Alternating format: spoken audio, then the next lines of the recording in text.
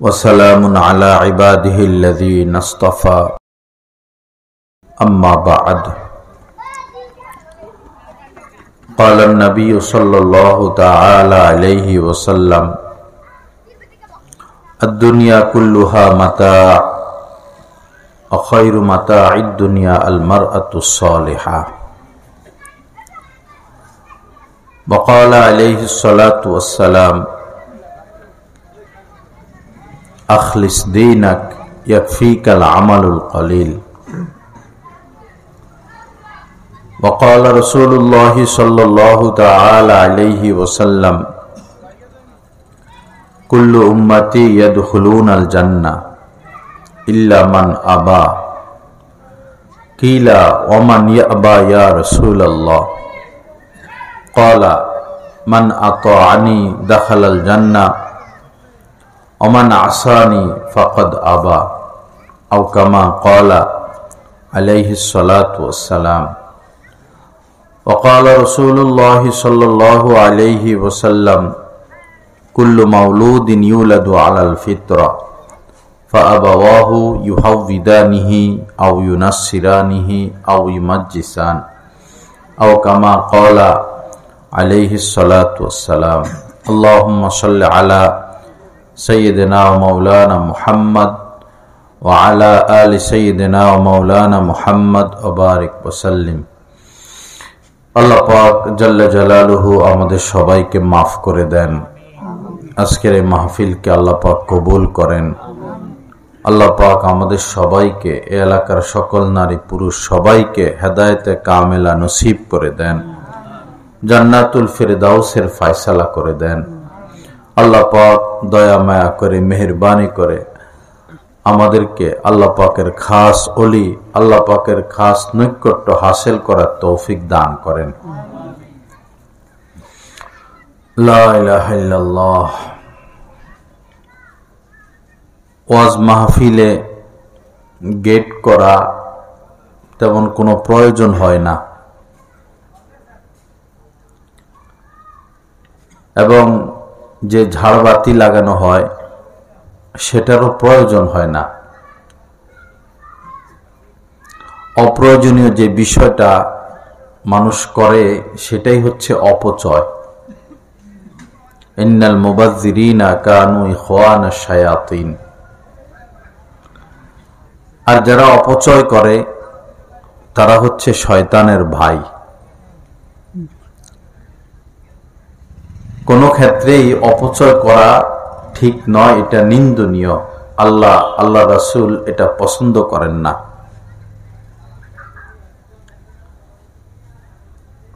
অনেক মানুষ এমন রয়েছে 3টা 4টা 5টা জামা হলেই চলে, কিন্তু জামা 10টা 15টা 20টা, জুতা 2 জোড়া 3 জোড়া সর্বোচ্চ 4 জোড়া হলেই চলে। অনেক অনেক জুতা, এক তাক একজনেরই জুতা। বিশেষ করে মা বোনদের মধ্যে এমন পাওয়া যায় পুরা ওয়ার্ডরোব, পুরা আলমারি তার কাপড়, 3 পিস শাড়ি, এই কালারের শাড়ি, ওই কালারের শাড়ি, এই মডেলের শাড়ি, সেই মডেলের শাড়ি। প্রয়োজনের অতিরিক্ত কোনো কিছু ঠিক না, অপচয়। মানুষ খানা খায় তো দেখা যায়, বিশেষ করে ধনী মানুষরা এমন করে, অনেক খানা থেকে যায়, পরে এই খানাগুলো ফেলে দেয়। অবশ্যই এটা অপচয়। চা খায়, চা পান করে, কফি পান করে, দেখা যায় কাপের নিচে কিছু চা রেখে দেয়, কফি রেখে দেয়। এটাও অপচয়।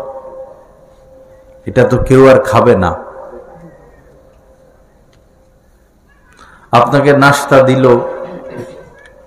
প্লেটের মধ্যে, আগের আওয়াজই ভালো ছিল, আগের আওয়াজই ভালো, কথা বোঝা গেলেই হলো, আওয়াজ বেশি প্রয়োজন নাই। নাস্তা দিল, এক প্লেটে বিস্কিট, আরেক প্লেটে ফল, আরেক প্লেটে চানাচুর, আরেক প্লেটে মনে করেন এই সেমাই, পিন্নি। নাস্তা দিলে, খাইতে দিলে কিছু রেখে দেওয়া ভালো, না হলে মেহমান মনে করবে যে, দুইটা মনে করতে পারে। এক মনে করতে পারে যে নাদান মার্কা মেহমান আসছে, খাইয়া সব শেষ করছে। আগের আওয়াজটাই ভালো ছিল, কারণ বাহিরের মাইকের আওয়াজগুলো এখানে আসে। সাউন্ড বাড়ানোর প্রয়োজন নাই, কমে দিলে ভালো। আবার ঘরের লোক মনে করতে পারে যে সব খায় ফেলছে, মনে হয় আমরা কম দিয়েছি, আরো বেশি দেওয়া দরকার ছিল। কেউ ভাবতে পারে যে নাদান কিসিমের লোক আসছে, কেউ ভাবতে পারে যে অসামাজিক কিছু লোক এসেছে। কতজনের কত কথা। এজন্য হযরত মাওলানা আশরাফ আলী থানভী রহমতুল্লাহ আলাইহি বলেছেন, মেহমানকে নাস্তা খানা দিলে কিছু রেখে দেওয়া ভালো। তবে যে জিনিস রেখে দিলে কেউ আর খাবে না, সেটা পুরাটা খাওয়া। বিস্কিট সব খাওয়ার প্রয়োজন নাই, একটা খাইলেন, দুইটা খাইলেন, কিছু রেখে দেওয়া। চানাচুর কিছু রেখে দেওয়া, আঙ্গুর ফল দিল কিছু রেখে দেওয়া। কিন্তু সেমাই, শরবত, চা, কফি, পিন্নি, দই, দধি, এগুলো তো আপনি খেলে যতটুকু থাকবে এটা ফেলে দিবে, এটা পুরা খেয়ে ফেলবেন। এটা যদি কিছু খান, কিছু রেখে দেন, এটা অপচয় হবে। আল্লাহ আমাদেরকে তৌফিক দান করেন। অপচয় করা যাবে না, অপচয় করা যাবে না। খেতে বসছেন, এখন একটা হাড্ডি, মুরগের একটা রান, কিছু খাইলেন, কিছু গোশত ওই হাড্ডির সাথে লেগে আছে। আপনি নবাব মানুষ বা আপনি ধনী মানুষ, এত চষাচষির সময় কই ফেলে দিলেন, অপচয় হইল। আল্লাহ পাক জাল্লা জালালুহু অপচয়কারীদেরকে পছন্দ করেন না। অপচয় করা যাবে না। বেশিরভাগই ভদ্র মানুষদেরকে দেখা যায় চা কফি একটু রেখে দেয়। এটা ঠিক না, কেউ তো এটা খাবে না, এটা ফেলে দেওয়া হবে, তখন অপচয় হবে। আল্লাহ পাক আমাদেরকে মাফ করে দেন, আল্লাহ পাক সহি বুঝ দান করেন। এজন্য ওয়াজ মাহফিলেও দেখা যায় কোন কোন প্যান্ডেলে বেলুন আর বেলুন, সেই গ্রামের শুরু থেকে মাহফিলের প্যান্ডেল পর্যন্ত আলোক সজ্জা করা হয়। অবশ্যই এগুলো অপচয় এবং গুনাহের কাজ, এগুলো করতে নাই। আল্লাহ আমাদের সবাইকে মাফ করে দেন। আমি শুনেছি এখানে অনেক মা বোন এসেছেন, তো আমি মা বোনদের উদ্দেশ্যে কিছু কথা বলার চেষ্টা করব। আল্লাহ পাক জাল্লা জালালুহু যদি তৌফিক দান করেন। হয়তো মা বোনেরা মনে কষ্ট পেতে পারেন যে কেন প্রজেক্টর বন্ধ করে দেওয়া হলো। তারা এখানে ভিডিও ক্যামেরার মাধ্যমে দেখতো, বয়ান শুনতো, হয়তো তাদের ফায়দা হইতো, তাদের ধারণা মোতাবেক বয়ান শুনে তৃপ্তি পাইত। আসল কথা হলো, কোরআন হাদিসের বাহিরে যাওয়া যাবে না। আল্লাহ রাসূলের কথা, ইশারা, ইঙ্গিতের বাহিরে যাওয়া যাবে না। কোরআন হাদিস বহির্ভূত যেটা, সেটা দিন না। আমাদেরকে দিন মোতাবেক চলতে হবে। নামাজ পড়া এটা তো ভালো জিনিস, নফল নামাজ পড়া ভালো বিষয়। আপনি আসরের নামাজ আদায় করে মাগরিব পর্যন্ত যদি 50 রাকাত 100 রাকাত নামাজ পড়েন, একটা সওয়াবও পাবেন না। কারণ এই সময় নামাজ নাই, এই সময় নামাজ নাই। এটা দিন না। যেটা দিন না, যেটা আল্লাহ রাসূল এবং আল্লাহ পাক নিষেধ করেছেন, সেটার মধ্যে কোনো ফায়দাও নাই। প্রথম কথা হলো, কোরআনে কারীমের মধ্যে আল্লাহ পাক জাল্লা জালালুহু বলেছেন, কুল্লিল মুমিনাত ইয়াগদুদনা মিন আবসারিহিন্না। হে নবী, আপনি মুমিনা নারীদেরকে বলে দিন, যে মা বোনেরা আপনারা এখানে আছেন, মুসলমান মুমিন নারী যারা, তাদেরকে আল্লাহ পাক নবীর মাধ্যমে জানাচ্ছেন যে আপনি মুমিনা নারীদেরকে বলে দিন ইয়াকদুদনা মিন আবসারিহিন্না, তারা যেন পর পুরুষ থেকে তাদের নজরকে হেফাজত করে। অর্থাৎ মহিলারা পর পুরুষকে দেখতে পারবে না, পর পুরুষের দিকে তাকাইতে পারবে না। একদম কোরআনের আয়াত, কুল্লিল মুমিনাত ইয়াকদুদনা মিন আবসারিহিন্না, হে নবী মুমিনা নারীদেরকে বলুন তারা যেন দৃষ্টিকে নিচে রাখে, পর পুরুষের দিকে না তাকায়। পর পুরুষ, ভিন পুরুষ যাদের সাথে পর্দা করতে হয়। তো আমরা যারা এখানে বয়ান করতে আসতেছি, আমরা আপনাদের কাউকে দেখতে পারবো না, আমরা আপনাদের দিকে তাকাতে পারবো না, এটা আমাদের জন্য হারাম। আবার আপনারাও আমাদেরকে দেখতে পারবেন না, কারণ আমরা পর পুরুষ, এটা আপনাদের জন্য হারাম হবে। সরাসরি কোরআনের আয়াতের বিপরীত আমল হবে, সরাসরি। এজন্য আমি এই প্রজেক্টর বন্ধ করে দিলাম, দিল দিয়ে শুনবেন, ইনশাল্লাহ ফায়দা হবে। দেখা জরুরি না, আপনি মনোযোগ দিয়ে কথাগুলো শুনেন, আল্লাহ চাইতো অবশ্যই ফায়দা হবে, অবশ্যই ফায়দা হবে। দেখার কি প্রয়োজন? হাদিসের কিতাবে আমরা রাসূলের বাণীগুলো শুনি, কালা রাসূলুল্লাহ, আল্লাহ রাসূল বলেছেন, শুনি, রাসূলকে তো দেখি না। এত হাদিস নবীজির, কোন জায়গায় তো ছবি লাগানো নাই, আল্লাহ রাসূলের ছবি তো লাগানো নাই। আল্লাহ রাসূলকে না দেখে আমরা বিশ্বাস করেছি, না দেখে রাসূলের হাদিসগুলো শুনতেছি, তো ফায়দা তো অবশ্যই হচ্ছে। তো দেখা তো জরুরি না, বরং এই দেখার দ্বারা সমস্যা আছে। আল্লাহ পাক আমাদেরকে সহি বুঝ দান করেন। একজন সুন্দর পুরুষ, যার চেহারা সুন্দর, যার আওয়াজ সুন্দর, আপনি যখন তাকে দেখবেন এই প্রজেক্টরে বা মোবাইলের মাধ্যমে বা টেলিভিশনে, সে আলেমই হোক, হাফিজি হোক, ইসলামী সঙ্গীত পড়ে, যেই হোক, যদি সে সুন্দর হয়, সে নৌজওয়ান হয়, তার আওয়াজ আকর্ষণীয় হয়, তখন আপনার মনের মধ্যে একটা আকর্ষণ সৃষ্টি হবে। কারণ আপনিও মানুষ, আমরাও মানুষ, আপনাদের ভিতরে নফস রয়েছে, আমাদের ভিতরে নফস রয়েছে। শয়তান আমাদের প্রকাশ্য দুশ্মন, শয়তান বসে থাকে না। তো এজন্য মা বোনেরা মোবাইলেও কোন পরপুরুষের বয়ান ভিডিও শুনবে না, কারণ পর্দা করতে হবে। মোবাইলের যারা বয়ান অনেক সুন্দর, সুন্দর হোক, কিন্তু তাকে আপনি দেখতে পারবেন না, গুনাহ হবে।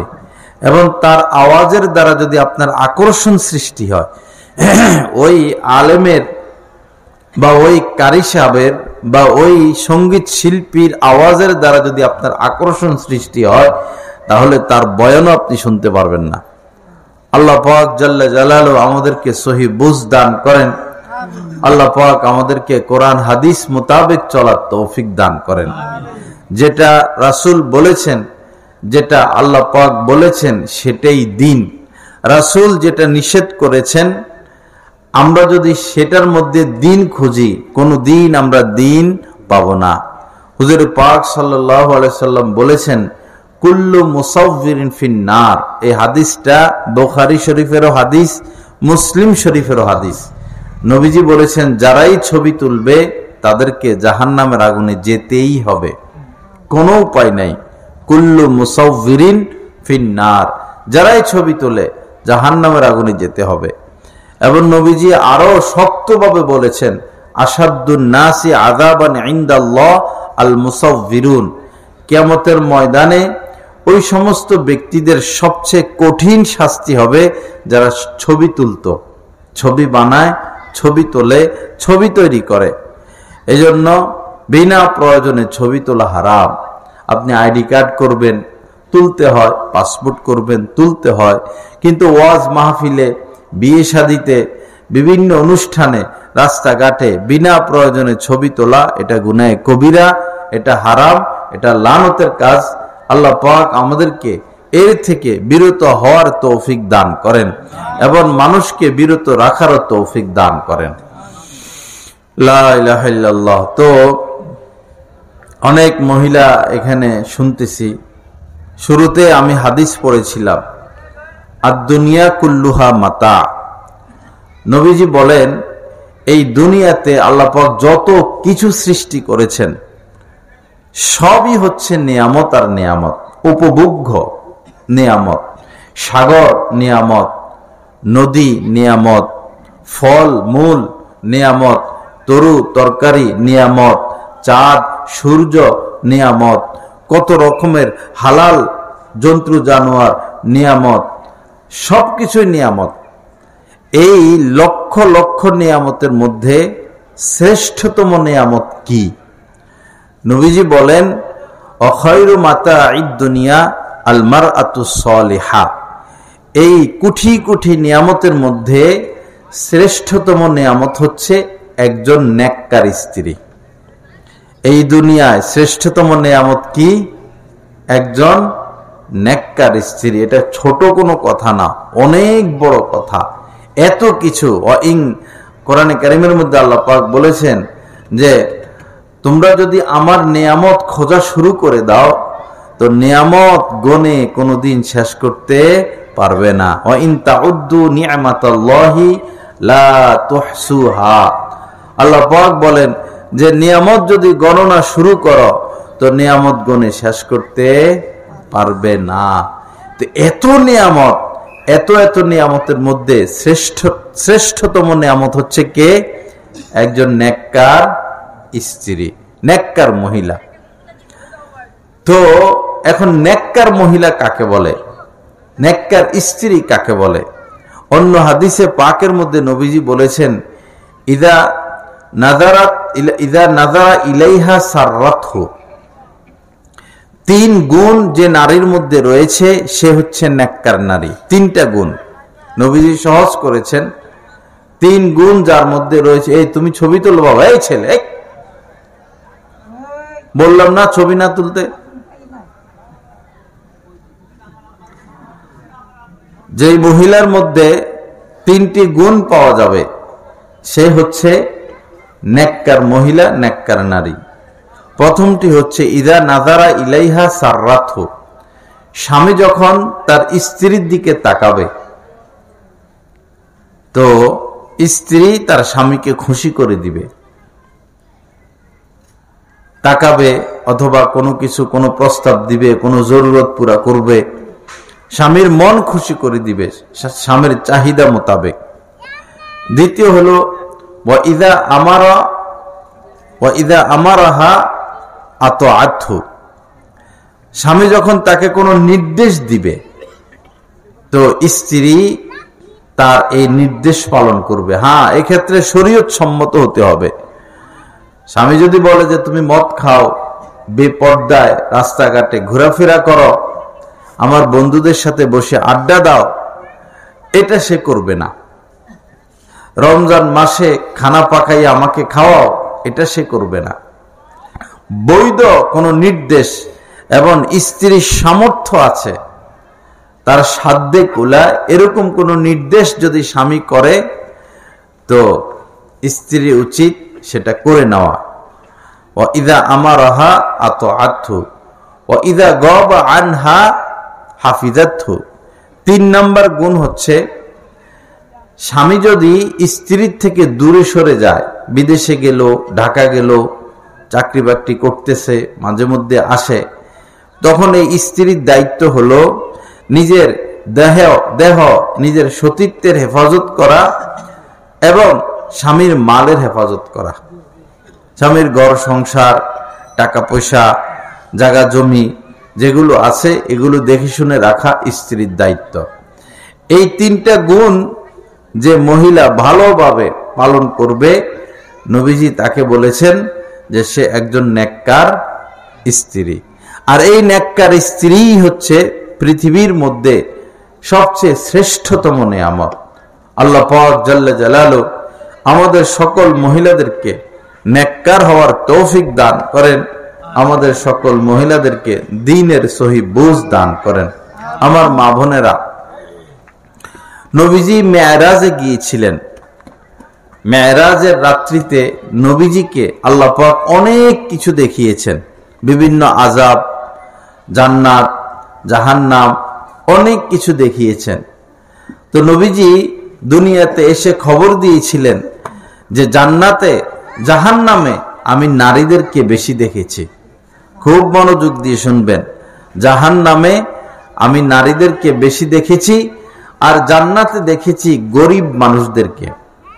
জান্নাতে দেখেছি গরিব মানুষদেরকে। গরিব মানুষের জন্য সুসংবাদ, মাদ্রাসায় দেখবেন গরিবের বাচ্চারা বেশি পড়ে, ওয়াজ মাহফিলে দেখবেন গরিবরা বেশি আসে, রোজা রাখে দেখবেন গরিবরাই বেশি রোজা রাখে, ইবাদত বন্দিগিতে গরিবরা অগ্রসর। আর নবীজি বলেছেন ধনীদেরকে দেখেছি তারা হিসাব নিকাশ দিতে দিতে আটকা পড়ে আছে। ইয়া জুতাটা দাও তো, ঠান্ডা লাগে। কোন পথে আয় করলো, কোন পথে ব্যয় করলো, এই হিসাব দিতে দিতে সবাই ঝুলন্ত আটকা পড়ে আছে। তো বড় উদ্দেশ্য হলো, মা বোনেরা, আপনাদের ব্যাপারে নবীজি বলেছেন যে আপনাদেরকে জাহান্নামে নবীজি বেশি দেখেছেন। অথচ পুরুষের তুলনায় নারীরা দুর্বল, আঘাত সহ্য করতে পারে না, শাস্তি সহ্য করতে পারে না, কষ্ট তুলনামূলক নারীরা সহ্য করতে পারে কম। পুরুষরা অনেক কষ্ট সহ্য করতে পারে, নারীরা পারে না। অথচ এই নারীরাই জাহান্নামের আগুনে বেশি জ্বলবে। নবীজি এটার কারণ বলেছেন, দুইটা কারণ। এক হলো যে তারা লানত করে, কথায় কথায় কি করে, লানত করে, গজব দেয়, ঝগড়া ফাসাদ, তর্ক বিতর্ক সারাদিনই। এটা হচ্ছে তাদের একটা দোষ। যারা এটা করবে তারা জাহান্নামে যাবে। আরেকটা হলো স্বামীর প্রতি তারা অকৃতজ্ঞ থাকে, স্বামীর প্রতি অকৃতজ্ঞ থাকে। স্বামী যতটুকু দেয় তাদের হয় না, আরো দেয় তাদের হয় না, আরো দেয় তাদের হয় না। আপনার তো উচিত আপনার স্বামীর সমর্থন দেখা। সমর্থনের বাহিরে যদি আপনি স্বামীকে চাপ দেন, এই বেচারা তো চুরি করবে, ডাকাতি করবে, সন্ত্রাসী করবে, দুর্নীতি করবে, সুদ খাবে, ঘুষ খাবে। তা আপনার এই বড় বড় চাহিদা পূরণ করতে গিয়ে যদি আপনার স্বামী অপরাধে লিপ্ত হয়, আপনিও তো অপরাধী। বহু মানুষে কথা বলে যে আমরা যে চাকরি করি, এই চাকরির এই টাকা দিয়ে তাদেরকে যখন বলা হয় কেন সুদ খাও, কেন ঘুষ খাও, কেন মিথ্যার আশ্রয় নাও, তো তারা বলে যে আমাদের পরিবারে এত এত খরচ, স্ত্রীর এত এত চাহিদা, তো এই অল্প বেতন দিয়ে তো সংসার চালানো যাবে না। স্ত্রীর আজকে এটা লাগবে, কালকে এটা লাগবে, পরশু এটা লাগবে, কোথায় বেড়াইতে গেল, কাহারো গায়ে নতুন কোনো থ্রি পিস দেখলো, এটা কিনা দিতে হবে, কোথায় বেড়াইতে গেল, কাহারো বাসায় নতুন খাট দেখলো, এই খাট বানায় দিতে হবে, সকালে এই অর্ডার, বিকালে এই অর্ডার, এইরকম কানের ধুলা এনে দিতে হবে, ওই মডেলের চুড়ি এনে দিতে হবে। আমরা কোথায় পাবো? যার কারণে আমরা অন্যায় পথ বেছে নিয়েছি। আমার মা বোনেরা, দুনিয়াতে আমরা অস্থায়ী, একদম অস্থায়ী। বৃষ্টি টিষ্টি হলে দেখবেন কচু পাতার উপরে কিছু পানি জমে, কচু পাতার উপরে কিছু পানি জমে, অন্যান্য পাতার উপরে পানি স্থির থাকে না, মানে একদম পড়ে যায় না। পাতাগুলো পানি কিছু গ্রহণ করে, কিন্তু কচু পাতা এমন পানি গ্রহণ করে না। এই কিছু পানি কিছুক্ষণ কচু পাতার উপরে থাকে, পরে আপনাতে পড়ে যায়। ঠিক কচু পাতার উপরে পানি যেমন অস্থায়ী ক্ষণস্থায়ী, কিছুক্ষণ, আমাদের জিন্দেগিটাও কিছুক্ষণ, আমাদের হায়াতটাও কিছুক্ষণ, হঠাৎ করে আমরা দুনিয়া থেকে চলে যাব। এজন্য আমার মা বোনেরা, এত চাহিদা ঠিক না, এত চাহিদা ঠিক না। আপনার স্বামীর সামর্থ্য অনুযায়ী আপনি তার কাছে চাইবেন। স্বামীর আপনার সমস্ত জরুরত আপনার স্বামী পুরা করবে, সেটা ঠিক আছে, কিন্তু আপনি তো সমর্থন দেখবেন, তার আয় রোজগার দেখবেন। তার আয়ের বাহিরে, তার সাধ্যের বাহিরে যদি আপনি তাকে এটা সেটা আনতে বলেন, তখন সে কোথায় থেকে আনবে? পরিণামে তো সে অবৈধ পথ অবলম্বন করবে। আল্লাহ পাক সহি বুঝ দান করেন। তো স্বামী যতটুকু দেয় শুকরিয়া আদায় করবেন, কৃতজ্ঞ থাকবেন। হ্যাঁ, স্বামীর আছে এরপরও দেয় না, স্বামীর আছে এরপরও দেয় না, এমন যদি হয় তাহলে কি করবেন? আল্লাহর কাছে দোয়া করতে থাকেন, আল্লাহ আমার স্বামীর মন বড় করে দেন। আল্লাহর কাছে দোয়া করবেন, দোয়ার দ্বারা স্বামীর মন বড় হবে। অথবা স্বামীকে আপনি ভালোবাসা দিয়ে, মহব্বত দিয়ে, আদর স্নেহ দিয়ে তাকে গায়েল করবেন, তখন সে তার সর্বোচ্চ সবকিছু আপনার জন্য বিলীন করে দিবে, সবকিছু। গত 2 দিন আগে এই জমি যে রেজিস্ট্রি হয়, এখানে আমি বসা ছিলাম, তো বৈরবেরই এক লোক জমি কিনতেছে, রাস্তার পাশে একটা জমির দাম 4 কোটি টাকা, 4 কোটি টাকা। পরে দেখলাম যে সে তার স্ত্রীর নামে নিচ্ছে। কার নামে নিচ্ছে? স্ত্রীর নামে। স্ত্রী তাকে ভালোবাসা দিয়েছে, স্ত্রী তার মন জয় করেছে, স্ত্রীর থেকে সে ভালোবাসা পায়, আদর পায়, সোহাগ পায়, যত্ন পায়, তো স্ত্রীর জন্য করবে না? আপনিও আপনার স্বামীকে গায়েল করেন, ভালোবাসা দেন, মহব্বত দেন, আদর সোহাগ দেন, আপনি তার খেদমত করেন, যে কোনোভাবে তার মন জয় করেন। তার মন জয় করতে হলে তার মা বাবারও খেদমত করতে হয়। অতএব স্বামী, আপনি শ্বশুর শাশুড়িরও খেদমত করেন, তাদেরও একটু খেয়াল রাখেন। যে মহিলা শ্বশুর শাশুড়ির খেদমত করে না, বৃদ্ধা বয়সে এই মহিলা খেদমত পায় না। সকলকেই যদি হায়াত থাকে বৃদ্ধ হতে হবে, বৃদ্ধা হতে হবে। মনে রাখবেন, আমরা যারা এখন জোয়ান আছি, আমাদের মা বাবা বুড়া বুড়ি, তারাও কিন্তু একদিন জোয়ান ছিল। তো আমরা এখন যদি আমাদের মা বাবার খেদমত করি, তাদের প্রয়োজন মিটাই, তাদেরকে সময় দেই, তাদের সাথে ভালো আচরণ করি, তাদের খেদমত করি, তাদের আরামের ফিকির করি, তো আমরা বৃদ্ধা হলে আমাদের সন্তানেরাও আমাদের এরকম খেদমত করবে, আমাদের পাশে থাকবে, আমাদের উপকার করবে। আল্লাহ পাক জাল্লা জালালু বলেছেন যে ওয়ালা তানহারহুমা ওয়াকুল্লাহুমা কাওলান কারীমা, যে মা বাবাকে কখনো ধমক দিও না, মা বাবাকে ধমক দিও না, মা বাবার সাথে রাগারাগি করো না, মা বাবার সাথে দুর্ব্যবহার করো না, এটা নিষেধ। তাদের সাথে সুন্দর সুন্দর ভাষায় কথা বলা, একদম সুন্দর সুন্দর ভাষায় কথা বলা। আল্লাহ পাক আমাদেরকে তৌফিক দান করেন। এত আওয়াজ আসে চতুর্দিক থেকে, মানুষের চতুর্দিক থেকে আওয়াজ আসে। হ্যাঁ,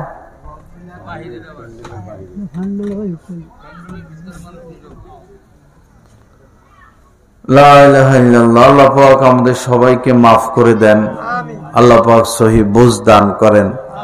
তো স্বামীর মন জয় করবেন, স্বামীর মন জয় করলে স্বামী আপনার জন্য জীবনও দিয়ে দিবে। আর আপনি যদি স্বামীর সাথে ভালো ব্যবহার না করেন, তো স্বামী কিভাবে আপনার জন্য নিজেকে উৎসর্গ করবে? আল্লাহ আমাদেরকে তৌফিক দান করেন। তো দোকানগুলো এত কাছে করা ঠিক হয়নি। লা ইলাহা ইল্লাল্লাহ, আল্লাহ পাক আমাদেরকে মাফ করে দেন। তো 2 কারণ বলেছেন, এক হলো স্বামীর প্রতি অকৃতজ্ঞতা, আর একটা হলো বকাঝকা, লানত। আমরা এমন মহিলাও দেখেছি যে সকাল 8টা-9টা বাজে ঝগড়া শুরু করছে পাশের ঘরের মহিলার সাথে। এই ঝগড়া চলতেছে দুপুর, এদিকে রান্নাবান্না করতেছে, ঝগড়া করতেছে, রান্নাবান্না শেষ, খাইতেছে, এই খানার ফাঁকে ফাঁকে ঝগড়া চালাই গেছে। এই ঝগড়া টানতে টানতে আসর পর্যন্ত ওই ঘর থেকে একটা বলে, সে একটা বলে, এ এক গালি দেয়, সে আর এক গালি দেয়। মাগরিবের পরে শোয়া পর্যন্ত ঝগড়া। শুয়ে যাবে 8টা, 9টা, 10টা রাত্রে, পরে এ এক কথা বলে, 2-3 মিনিট পরে সে আরেক কথা বলে, আবার সে এক কথা বলার পরে 5-7 মিনিট 10 মিনিট পরে আরেকটা বলে। মানে থাইমে এখনো কি চলতেছে? ঝগড়া। স্বামীর প্রতি অসন্তুষ্ট হইলে কোনো কারণে এ স্বামীরে শুরু করে, আধা ঘন্টা 1 ঘন্টা কি বলে না বলে মাথা ঠিক নাই। সন্তানের উপর অসন্তুষ্ট হলে সন্তানকে যে বকাঝকা করে, এমনকি মহিলারা তো নিজের সন্তানকেও গজব দেয়। আমরা শুনেছি, তোর উপর আল্লাহর গজব পড়ুক, এই সেই, সন্তানকেও গজব দেয়। তো যে মা নিজের সন্তানকে গজব দেয়, তার তো বোঝা উচিত যে আমার এই সন্তান তো শেষ। কারণ মায়ের দোয়া, মায়ের বদদোয়া দোনোটাই লেগে যায়। এক মহিলা এরকম বেশি বেশি গজব দিত ছেলেকে, কথায় কথায় ছেলেকে গজব দেয়, লানত করে, গজব দেয়, লানত করে। পরে এক ছেলেটা এমনি মরে গেছে, হঠাৎ করে, কোনো অসুখ টসুখ কিছুই নাই, নওজোয়ান ছেলে এমনি মরে গেছে।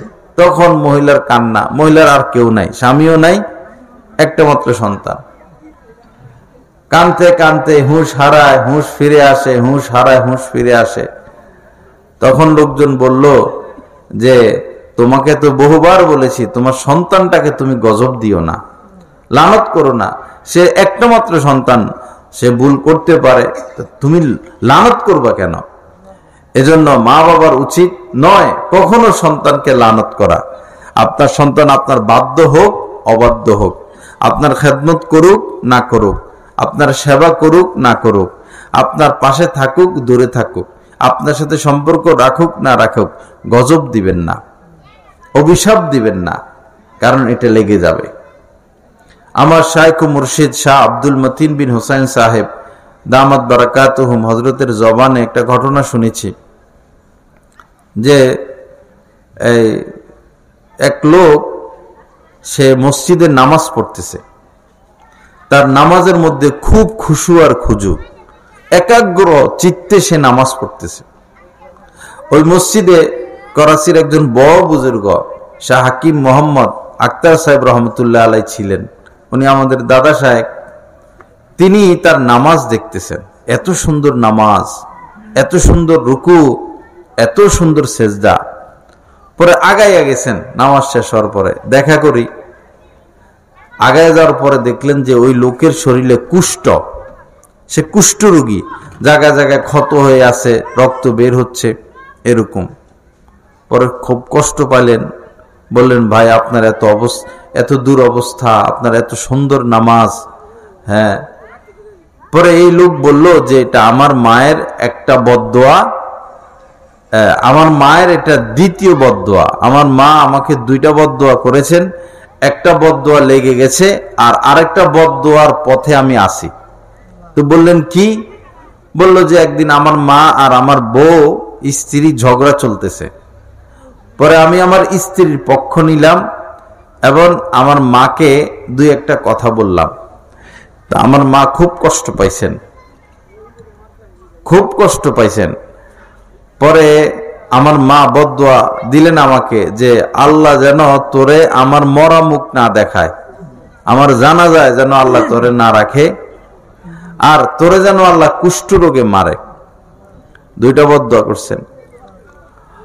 পরে সে বলল যে আমি অনেক দূরে ছিলাম, আমার মা মারা গেছেন, আমি খবর পেয়ে আসতে আসতে পরে দেখি যে মায়ের দাফন কাফন হয়ে গেছে। তো মায়ের প্রথম বদদোয়া লেগে গেল, এরপরে আস্তে আস্তে আমার শরীরে কুষ্ঠ শুরু হয়। এখন দ্বিতীয় বদদোয়ার অপেক্ষায় আছি, কারণ আমার মা বদদোয়া করেছেন যে আল্লাহ যেন তোরে কুষ্ঠ রোগে মারে, কুষ্ঠ রোগ আমার হয়েই গেছে, যে কোনো মুহূর্তে আমি মারা যাব। তো এই জন্য আমার মায়েরা কখনো সন্তানকে গজব দিবেন না। পোলাপাইন দুষ্ট হয়, আবার কেউ হয় এই মানে দুষ্ট না। এখন যে বাচ্চাটা দুষ্টামি বেশি করে তার ব্রেন ভালো, তাকে যদি আপনি শিক্ষিত করতে পারেন সে অনেক বড় হতে পারবে। যত বড় বড় আলেম ওলামা আছেন সবাই ছোটকালে দুষ্ট ছিলেন, আল্লাহ মেধা দিয়েছেন, এরা ছুটাছুটি দৌড়াদৌড়ি করবে, যেখানে সুই চলে না এখানে তারা ওই কুরেল চালাই দিবে, কারণ মেধা আছে, তো তাদের বুদ্ধি বেশি, মেধা বেশি। আপনি মেধাটাকে কাজে লাগান, তাকে আল্লাহওয়ালা বানান, তাকে হাফেজ বানান, তাকে আলেম বানান, তাকে দায়ী বানান, তাকে মুজাহিদ বানান, তাকে মুবাল্লিগ বানান। আল্লাহ পাক সহি বুঝ দান করেন। তো দুই কারণে নারীরা জান্নাতে বেশি, জাহান্নামে যাবে। এক হলো স্বামীর প্রতি অকৃতজ্ঞতা, দ্বিতীয় হলো এই ঝগড়া জাতি গজব লানতের কারণে। আল্লাহ পাক আমাদেরকে হেফাজত করেন, আল্লাহ পাক আমাদের মা বোনদেরকে সহি বুঝ দান করেন। আরেকটা বিষয় হলো মা বোনদের উপরে পর্দা ফরজ। পর্দা, পর পুরুষের সামনে তারা যেতে পারবে না, পর্দা ফরজ। কিন্তু দুঃখজনক কথা হলো আমাদের এই মুসলিম সমাজে বর্তমানে বেশিরভাগ মহিলাই পর্দা করে না। 100 মহিলার মধ্যে 5 জন পাওয়া মুশকিল হবে যারা পর্দা করে। 100 তরুণী মেয়ের মধ্যে 2 জন পাওয়া মুশকিল হবে যারা পর্দা করে। অথচ নামাজ যেমন ফরজ, রমজান মাসে রোজা যেমন ফরজ, নারীদের উপরে পর্দা করা তেমনই ফরজ। কোরআনে কারিমে আল্লাহ পাক বলেছেন, ওয়াকারনা ফি বুয়ুতিকুন্না, হে নারীরা তোমরা ঘরে থাকো। ওয়ালা তাবাররাজনা তাবাররুজাল জাহিলিয়াতিল উলা, সেই পাপীদের জামানা, বর্বর জামানার নারীদের ন্যায় সেজে গুজে রাস্তাঘাটে ঘোরাফেরা করো না, ঘরে থাকো। ওয়ালা ইউবদিনা জিনাতাহুন্না, আল্লাহ পাক অন্য আয়াতে কারিমার মধ্যে বলেছেন নারীরা তাদের সৌন্দর্যতাকে যেন প্রকাশ না করে, পরপুরুষের সামনে তাদের সৌন্দর্যতা যেন প্রকাশ না করে। এখন আমাদের মেয়েগুলো এমন হয়ে গেল যে চুল ঢাকে না, এবং ভালোভাবে ওড়নাটাও গায়ে দেয় না। ওড়নাটা এমন ভাবে গায়ে দেয় যে তাদের বুক প্রকাশ হয়ে যায়। জামাগুলো এমন পরে যে শরীরের অবয়ব স্পষ্ট হয়ে যায়।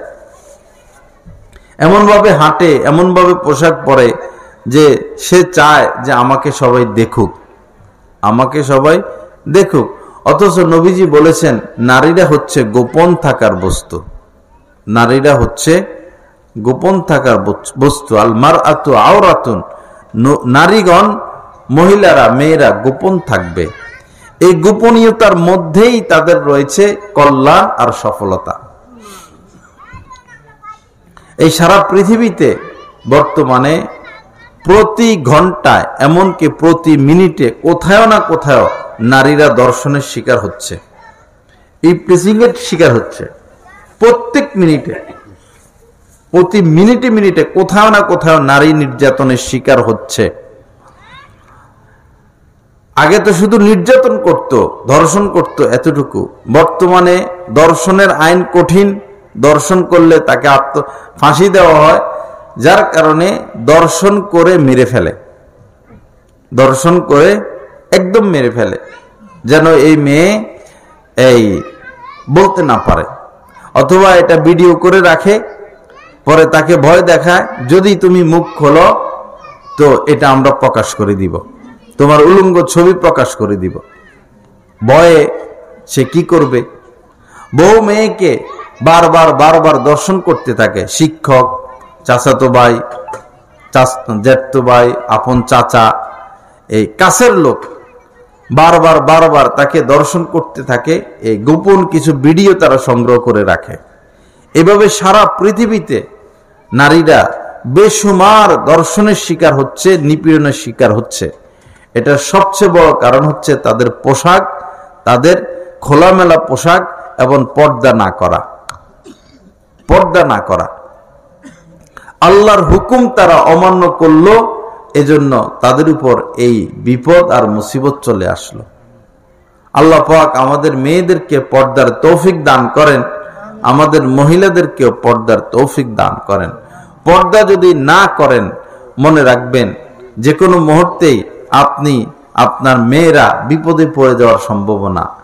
আর যদি পর্দা করেন, আপনি পর্দা করেন, আপনার মেয়ে পর্দা করে, তাহলে এই বোরকা পরা পর্দা করনেওয়ালা মেয়েদের প্রতি কারো দৃষ্টি আসে না, তারা দর্শনের শিকার হয় না, তারা বিপদে কখনো পড়ে না। আল্লাহ হেফাজত করেন। এজন্য বাবারা, আপনাদের স্ত্রীদেরকে অবশ্যই পর্দা করাবেন। মেয়েদেরকে যখন তারা স্কুলে যায়, কলেজে যায়, বাইরে যায়, অবশ্যই পর্দা করাবেন, আপনার মেয়েরা নিরাপদ। আর যদি খোলামেলা ছেড়ে দেন তো আপনার মেয়ে নিরাপদ না। এলাকার ছেলেদেরও চোখ ভালো না, মোবাইল চালাইতে চালাইতে সবাই একটা উত্তেজনার মধ্যে আছে, অন্যরকম একটা ভাবসাবের মধ্যে আছে।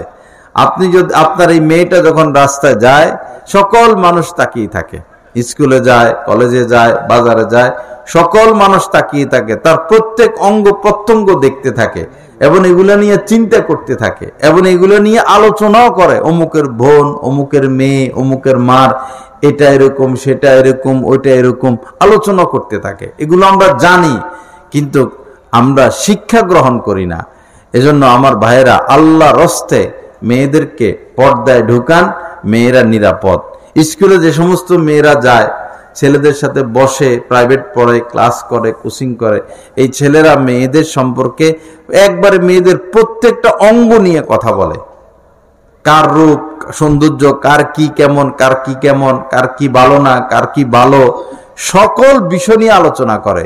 তো আমরা তো আমাদের মেয়েদেরকে পর্দা না করাইয়া উপহাসের পাত্রী বানিয়ে দিলাম, উপহাসের পাত্রী বানিয়ে দিলাম, অপমানের পাত্রী বানিয়ে দিলাম। আমরাও বিপদে পড়লাম, মেয়েদেরকেও বিপদে ঠেলে দিলাম, ছেলেদেরও চরিত্র নষ্ট করলাম। আমাদের ছেলেদের চরিত্র এত নষ্ট হইতো না যদি এই নেটের মধ্যে এই পরিমাণ অশ্লীলতা না থাকতো। এত নষ্ট হইতো না আমাদের ছেলেরা। আমাদের ছেলেরা এত নষ্ট হইতো না যদি আমাদের মেয়েরা নিজেকে ঢেকে রাখতো। রাস্তা বাইর হইলে ওলনাটা সরাইয়া দেয়, চুলগুলো খোলামেলা, ছেলেরা দেখে, স্বাদ নেয়। এতে মেয়েদের কি লাভ আর ছেলেদের কি লাভ? আল্লাহর লানত তখন নাজিল হইতে থাকে, তাদের উপর তখন অভিশাপ আসতে থাকে। আল্লাহ পাক জাল্লা জালালু সহি বুঝ দান করেন, উভয় পক্ষকেই পর্দা করার তৌফিক দান করেন, গুনাহমুক্ত জিন্দেগি নসিব করেন। তো যাই হোক, আমার মা বোনেরা, পর্দা করবেন, আল্লাহকে ভয় করেন। আপনাদের জন্য জান্নাতে যাওয়া অতি সোজা। জান্নাতে যাওয়া পুরুষের তুলনায় মহিলাদের জন্য জান্নাতে যাওয়া অতি সোজা। মাত্র 4টা আমল যদি আপনারা করেন, 1, 2, 3, 4, 4টা আমল যদি আপনারা করেন, তো মারা যাওয়ার সাথে সাথে শুধু জান্নাতে যাবেন বিষয়টা এমন না, বরং আপনাদেরকে বলা হবে জান্নাতের যেই দরজা দিয়ে তুমি প্রবেশ করতে চাও সেই দরজা দিয়েই প্রবেশ করো। একটা হোটেলের ভিআইপি দরজা থাকে, সাধারণ গেস্টের দরজা থাকে, আবার সিএফি দরজাও থাকে, গোপন দরজাও থাকে।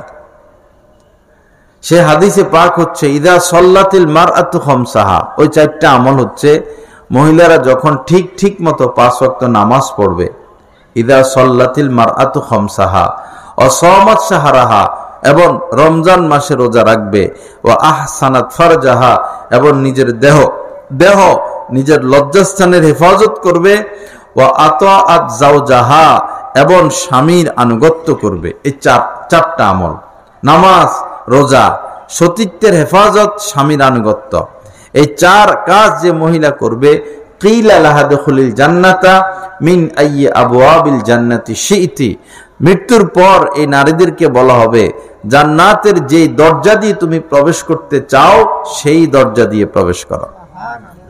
আমার মা বোনেরা, এই 4টা আমল করবেন, আল্লাহ আমাদের সবাইকে সহজে জান্নাতে যাওয়ার তৌফিক দান করেন। কথা খুব কম বলবেন, কথা খুব কম বলবেন। মা বোনদের মধ্যে কথা বেশি বলার অভ্যাস, কথা খুব কম বলা, জিকির বেশি করা, তেলাওয়াত বেশি করা। কথা বললে দ্বীনি কথা বলবেন।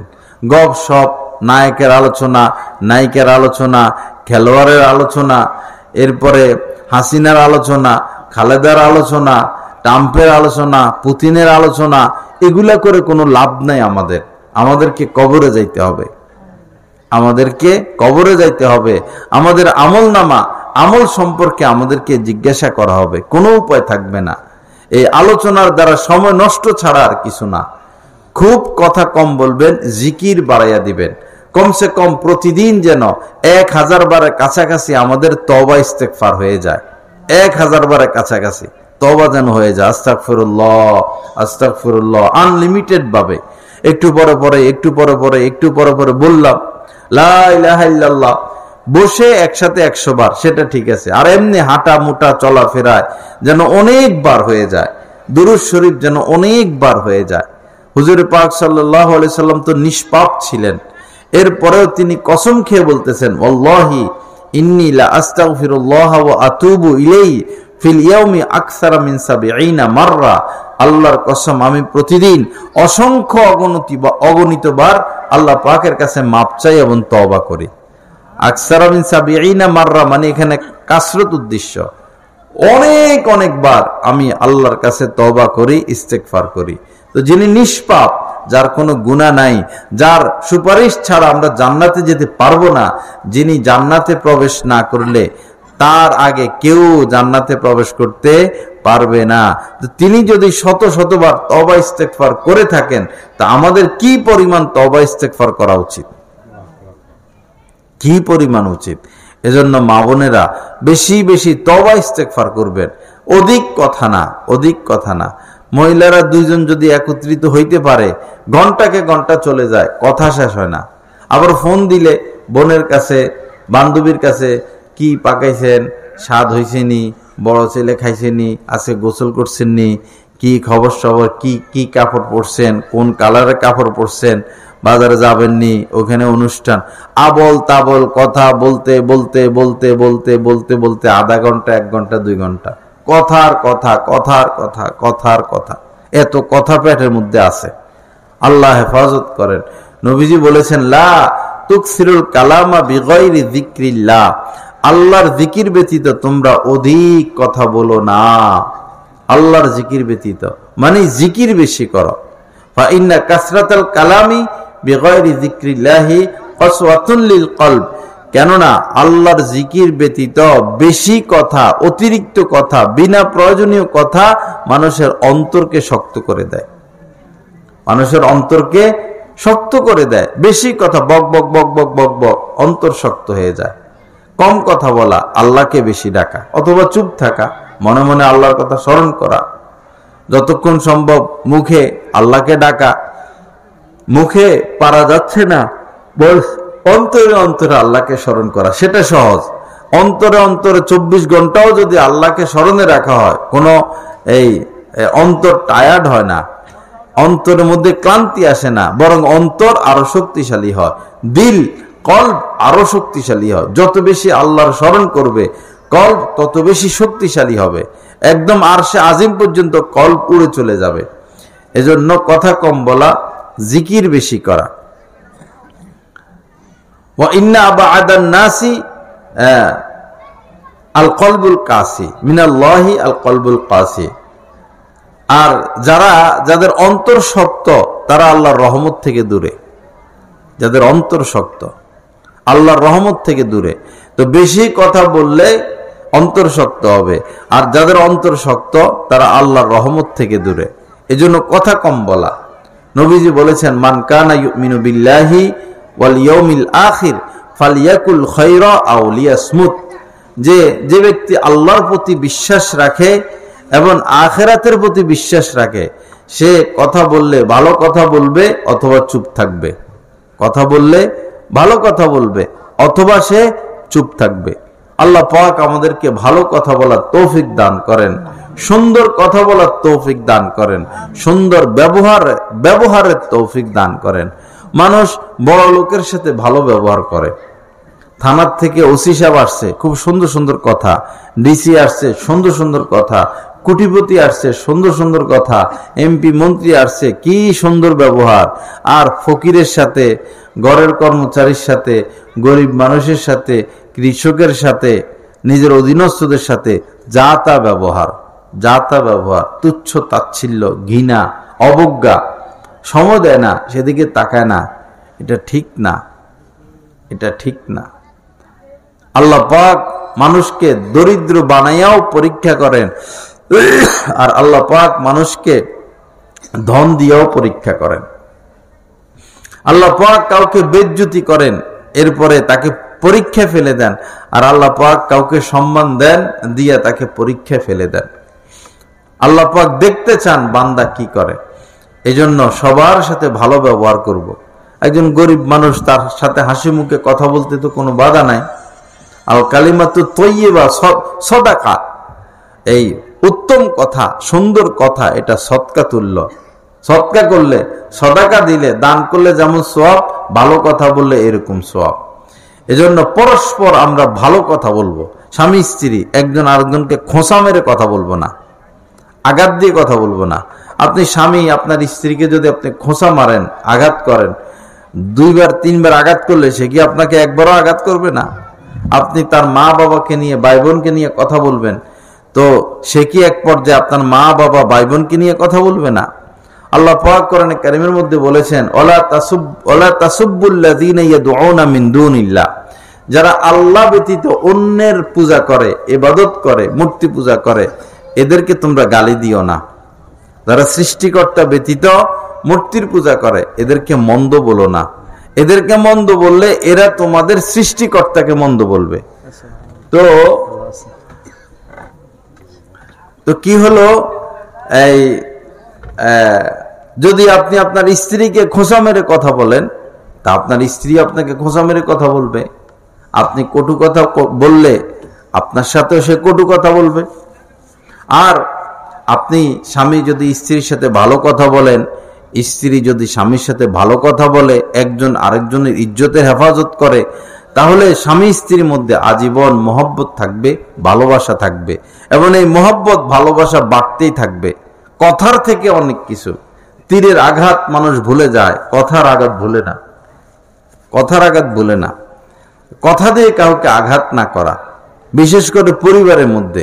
পিতা বাচ্চাদেরকে আব্বু বলে ডাকবে, মেয়েদেরকে আম্মু বলে ডাকবে, হ্যাঁ এরকম, তখন তারাও আমাদের সাথে ভালো কথা বলবে। ছোট বাচ্চাদেরকে আপনি শিখাইলে তারা আপনাকে আপনি করে বলবেন। আপনি সমাজের মানুষকে যদি সালাম দেন, খোঁজ খবর নেন, ভালো আচরণ করেন, সমাজের মানুষ আপনার সাথে ভালো আচরণ করবে, সুন্দর সুন্দর কথা বলবে। আল্লাহ পাক জাল্লা জালালু যা কিছু আলোচনা হলো, এগুলোর উপর আমলের তৌফিক দান করেন। তো আমার কথা শেষ, আলোচনা শেষ। মা বোনদেরকে বলবো, কথা কম বলবেন, খারাপ মহিলাদের সাথে মিশবেন না। যে মহিলারা পর্দা করে না, মোবাইল চালায়, পরপুরুষের সাথে ঘোরাফেরা করে, এই ধরনের মহিলাদের সাথে মিশবেন না, তাদের থেকে দূরে থাকবেন। একজন পরপুরুষের সাথে যেমন পর্দা, যে নারী পর্দা করে না, পরপুরুষের সাথে উঠা বসা করে, তাদের সাথে ওই রকমই পর্দা করতে হবে, পুরুষের সাথে যেরকম পর্দা করতে হবে। গীবত থেকে বেঁচে থাকবেন। গীবত এটা জিনার চেয়েও মারাত্মক গুনাহ, বড় গুনাহ। গীবত করবেন না, চুপচাপ হয়ে যান, আল্লাহকে ডাকেন, আল্লাহকে খুশি করেন। একদিন লাল শাড়ি পরে, কানে স্বর্ণ, হাতে স্বর্ণ, লাল শাড়ি পরে, সাজের উপর সাজ দিয়ে একদিন এই স্বামীর ঘরে প্রবেশ করেছেন।